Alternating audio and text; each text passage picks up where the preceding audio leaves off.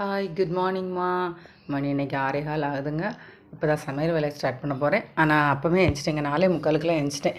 ஏன்னா எல்லாத்தையும் கிச்சனில் அப்படியே போட்டு படுத்துட்டேங்க. சாமான்லாம் தேய்க்காம இங்கே இருங்க. எல்லாம் காலையில் எழுந்துச்சி தேய்ச்சதான் எவ்வளோ வேணும் பாருங்கள். பாத்திரம் அவ்வளோ நிறைய இருந்துச்சு. தேய்ச்சி வீடை க்ளீன் பண்ணி கொஞ்சம் தைக்க வேண்டியது தச்சுட்டு இருந்தேங்க. சரி 6 மணிக்கு மேலே சமையல் ஆரம்பிச்சிக்கலான்னு. நீ என்ன சமையல்னு காமிக்கிறேங்க. ஹாய்மா, மணி 7:15 ஆக போதுங்க. வாங்க என்னென்ன சமையல் பண்ணலான்னு. இன்றைக்கி எல்லாம் சிம்பிள் சமையல் தாங்க. சிம்பிளாக வைக்கிற மாதிரி தான். 1 பாட் ரெசிபி. தக்காளி சாதம், தொட்டுக்க வாழைக்காய் ஃப்ரை. டிஃபன் பாக்ஸுக்கு எல்லாம் எடுத்து வச்சுட்டேங்க. பிள்ளைக்கு எல்லாம் எடுத்து வச்சுட்டேன்.